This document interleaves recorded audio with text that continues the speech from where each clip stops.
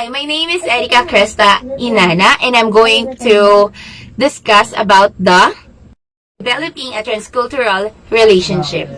Goals of transcultural therapeutic communication. Phases of therapeutic relationship. For developing a transcultural relationship, a therapeutic relationship is an interaction that will help a patient heal both physically and emotionally.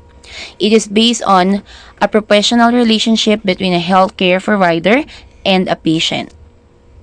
Focus on helping the patient solve the problem and achieve certain well-defined, mutually agreed upon health-related goals. Will help successfully implement the healthcare process of assessment, diagnosis, planning treatment, implementing treatment, and evaluating progress. This relationship lasts only as long as the patient requires help in meeting healthcare-related goals. The goals of transcultural therapeutic communication are explore the other cultural's life experiences, values and belief system as well as their relation to illness and treatment. Establish realistic, culturally acceptable health-related goals. Take actions that will benefit their physical and mental health while staying within their personal and cultural values. The basis of a therapeutic relationship is learning what you can about the patient before you meet them. Review the medical record. Note any previous hospitalization and procedures. Identify the symptoms that have brought the patient to you.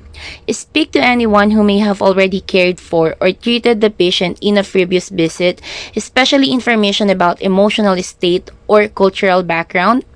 Keep in mind that any preconceived negative feelings you may have about the patient can hinder the development of a therapeutic relationship.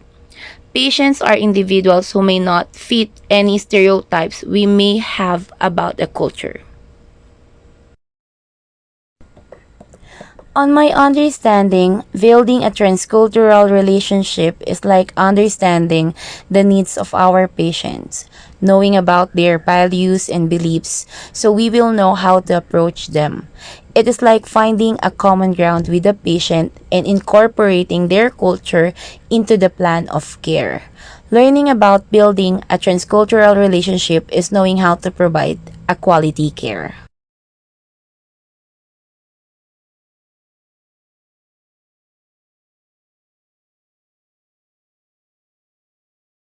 Good morning, everyone.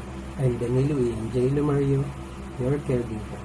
Developing a transcultural relationship. When working with different cultures, healthcare workers need to keep in mind. In this profession, as a caregiver, patient is needed and the patient must be cared for wholeheartedly and with care as a caregiver. Number one, different cultures have different perceptions of illness and treatment. This is what a caregiver should keep in mind. Number two, have different ways of interacting with healthcare workers. Number three, have different expectations for appropriate verbal and non-verbal communications. And last but not least, number four, may communicate pain, care, and needs in different ways. To my conclusion, as a caregiver, I understand we need to learn everything in culture, every country's behavior, especially the patients we care for as a caregivers. Thank you. Hi, my name is Sherman Assumption, and I will report you for effective communication in healthcare settings. Empathy. Convey empathy, which means you understand their feeling while maintaining your objectivity. ito yung mga nakapaloob sa kanya, is not the same as a sympathy, which is when you feel sorry for someone. Empathy is when you enter another emotional experience. 2. If you do not show empathy, this can create distance between you and your patients. Pinagkaiba na empathy sa sympathy. Empathy means parang I feel your pain. Parang nararamdaman mo yung sakit. Sympathy, yung parang isusuray ka kung ano man yung nararamdaman nila ngayon. Effective communication in healthcare setting. For trust naman po, build trust, which is when the patient has confidence in their healthcare professional. Sabi nga dito, pag nakuha mo yung tiwala ng isang pasyente, mas madali na lang magtrabaho o kumilos sa kanya. Ipakita kung ano naman kailangan niya. Mas magiging maayos yung trabaho mo sa kanya. Ito yung mga nakapulog sa kanya. If a patient trusts you, they believe you have their best interest in mind and that you respect their privacy. This will allow patient to disclose the most intimate details of their lives to you.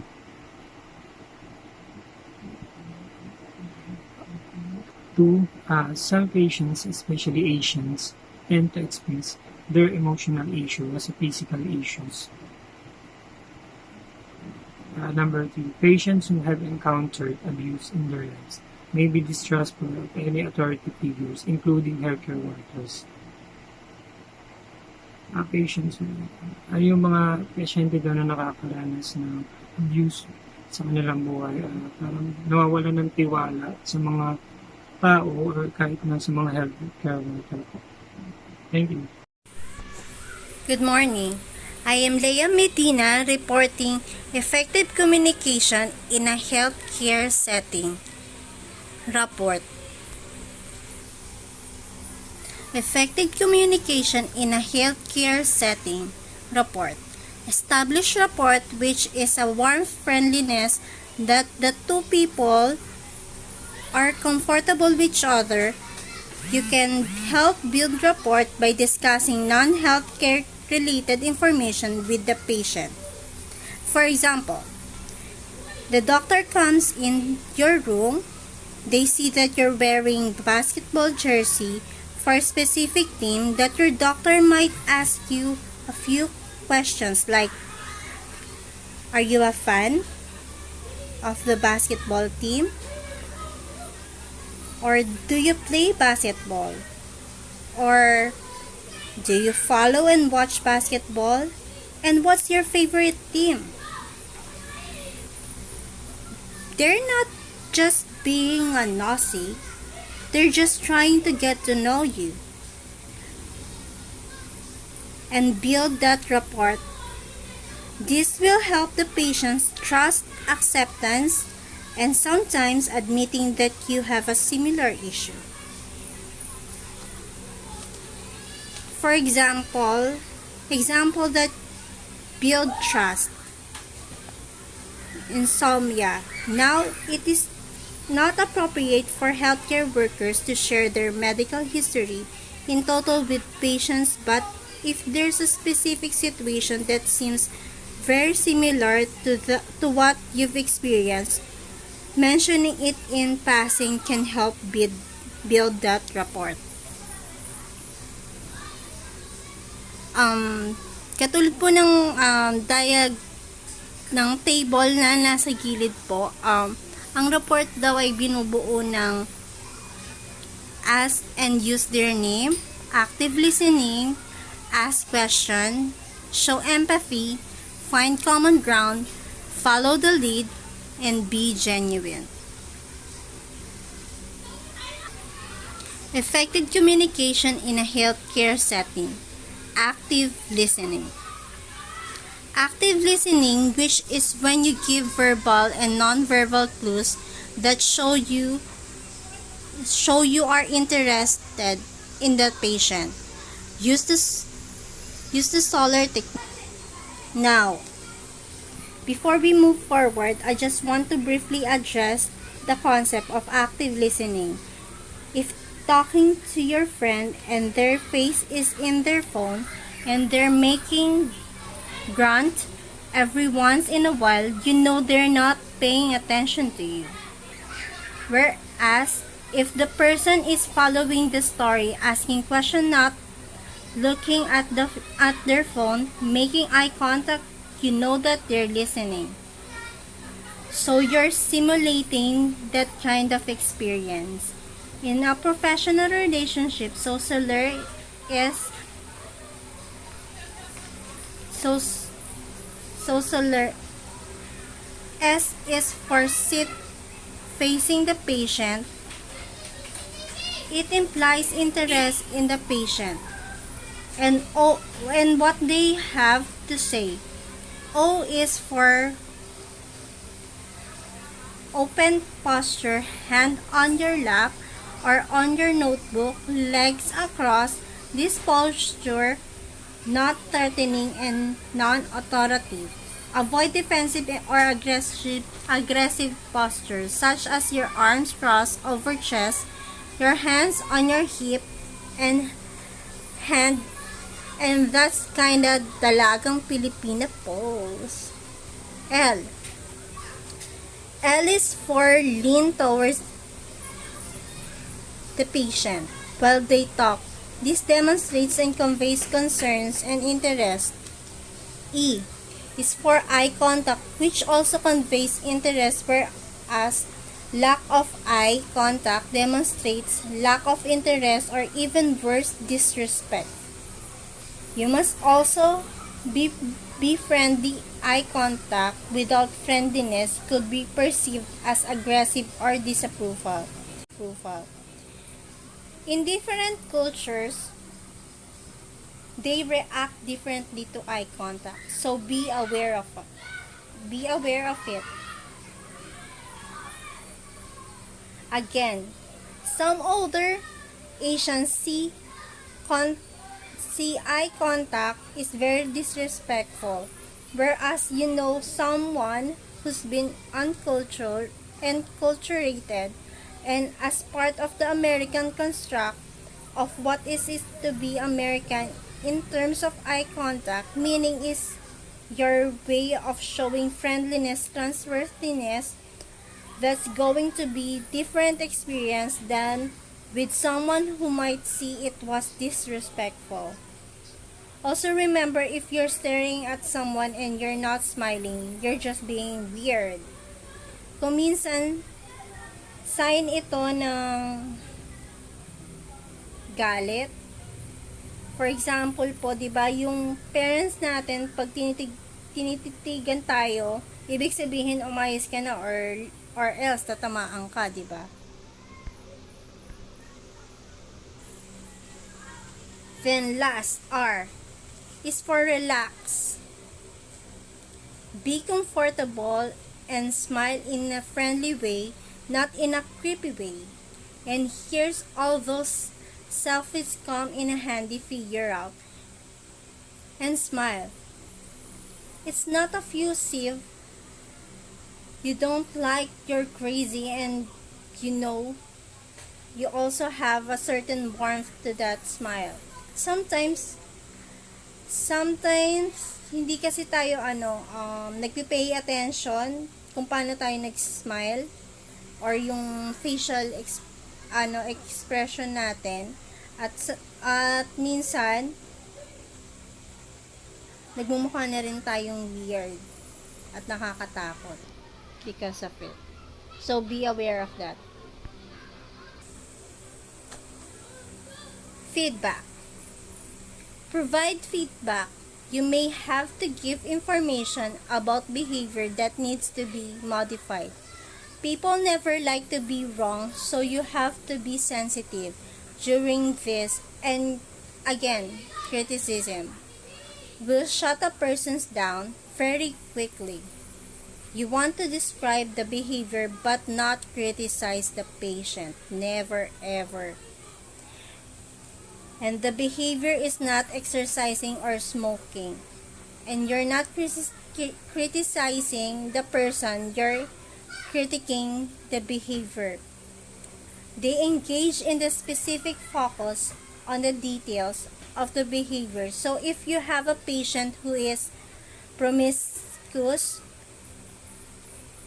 and has unprotected sex on a regular basis, this is again where the details unprotected sex can lead to STDs or STIs, can lead to unwanted pregnancies and all those kinds of things. So again, the details are more important than actually criticizing or making the patients feel bad about their actions.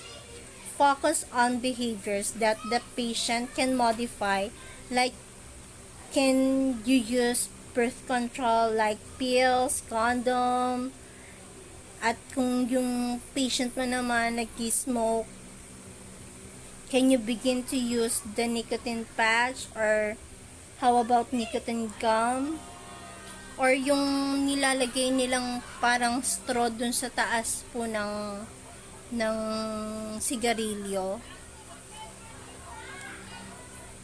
Those kinds of behavior modifications are not focused necessarily on criticizing but on helping provide feedback, not advice, and finally provide feedback in a timely manner as soon as the behavior is recognized or observed. So when we are working with patients we absolutely need to be mindful that they can take things the wrong way. And we have to pay attention to all of their non-verbal communication and verbal communication to ensure we understand how they're taking the message. Thank you.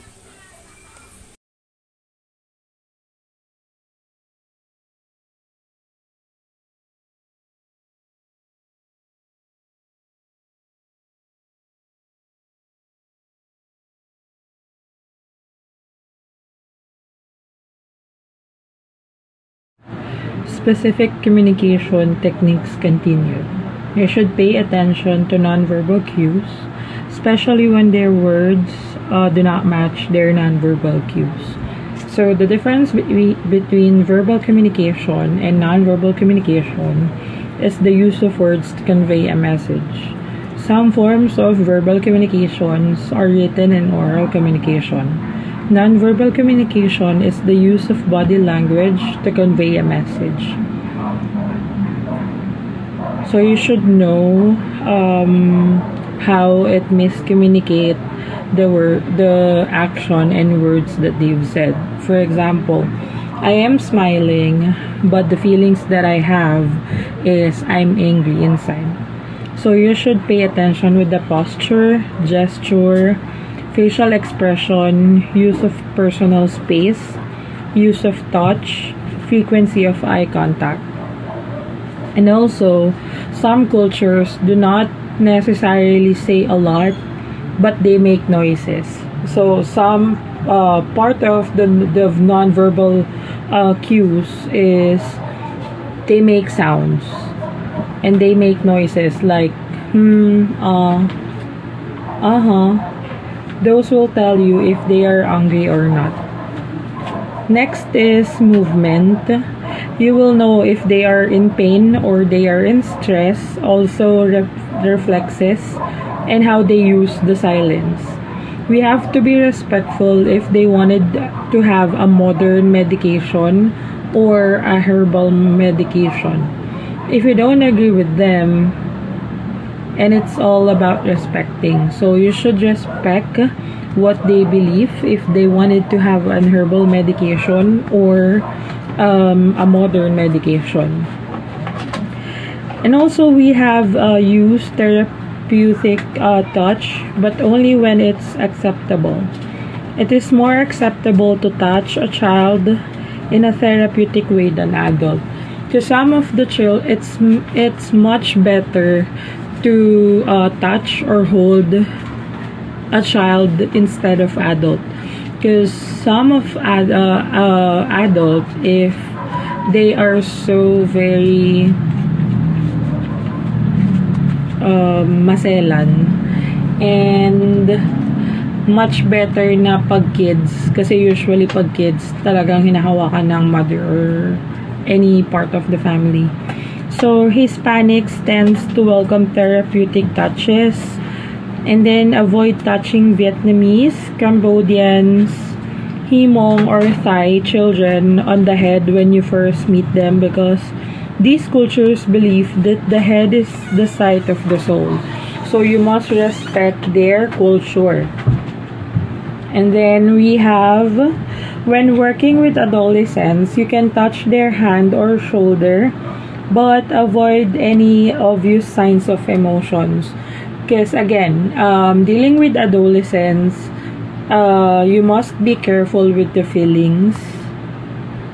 And lastly, we have minimize touching anyone from Southeast Asia. Explain assessment techniques as you examine a patient.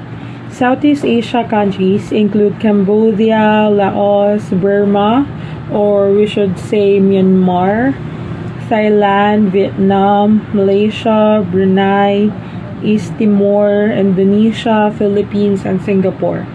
Because, for example, I am a graduate of BS Radtech, and if we have a patient, especially kapag babae, syempre, ibibigay namin yung instruction, clear instruction sa kanya, and hindi namin siya agad-agad na, ma'am, x-ray na po, hubad po kayo ng t-shirt nyo, or hubad po kayo na, tanggalin nyo po yung bra nyo, hindi ganon. Step by step yung pagbibigay namin ng instruction sa patient, especially kapag babae yung pasyente, tapos yung mag-x-ray sa kanya is lalaki. Syempre, dito sa Pilipinas, nakakailang yun, and lalo na sa ibang bansa. Kasi merong culture sa ibang bansa na hindi nila pwedeng makita yung any part ng katawan ng babae. Kasi parang mortal sin sa kanila yan. Lalo sa Saudi ata.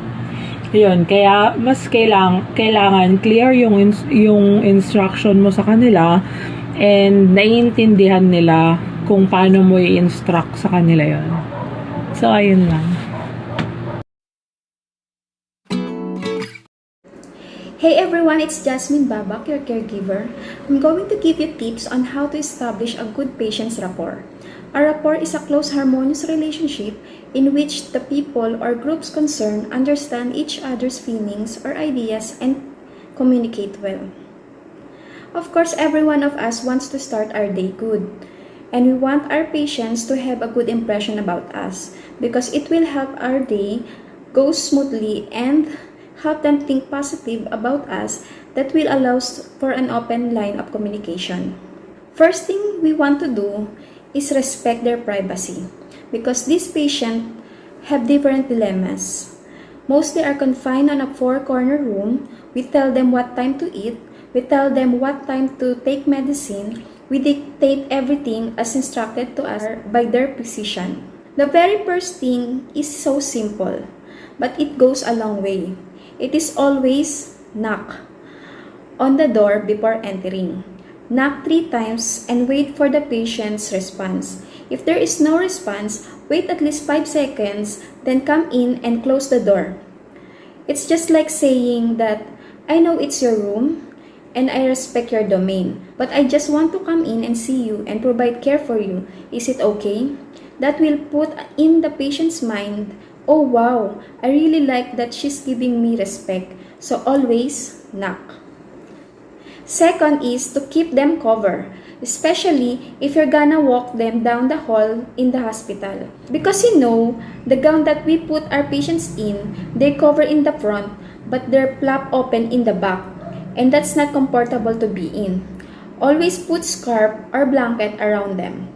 Or even you're gonna do a procedure such as bathing or things that may expose a patient's body. Make sure that you're covering them and respecting their privacy. Let them know that, hey, I care about your privacy. I know that this is really uncomfortable what we're doing, but I'm gonna try to preserve modesty as much as I can. That really goes a long way. Next is, anytime that the patients call you, always answer promptly. I know we may be busy, but always attend to a patient's call as much as possible.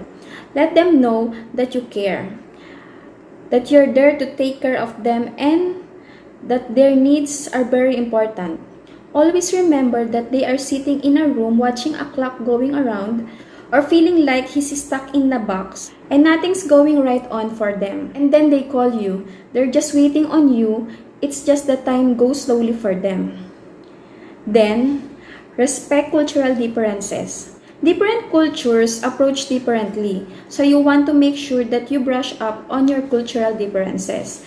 There's a lot of good resources like books, Mr. Google, Mr. YouTube, or you can simply ask the patient, how can I take care of you to better meet your healthcare needs?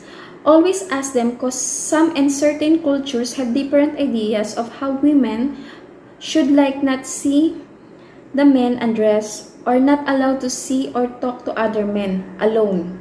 Especially when she is married, she is not allowed without his husband present. It's our responsibility to ask them how you want this or how you want that. Next, every time you enter the patient's room, like getting vital signs before leaving, always ask them if they want anything. Let them know that you care and their needs are met. It may also decrease the patient's call for your assistance. Lastly, some patients are so overwhelmed. We're always in the room getting vital signs, giving medicine. We're probably in and out of the room every hour, and some patients just get exhausted and they want to rest and they want to sleep. So offer them do not disturb time. Say, I'll avoid coming in your room from 2 to 4 p.m. so you can rest and you can sleep. We'll hold your medications till then. We'll hold your vital signs till then. Of course, you want this to do to a patient that is stable and everything's going good with them. If they're unstable, you don't want to do that, but offer that to a patient who is stable and let them know, we will observe this do not disturb time and allow them get some rest to go a long way with the patient as well. So, that's all my 6 tips on how to establish a good patient rapport. I hope that it can help you. Thank you.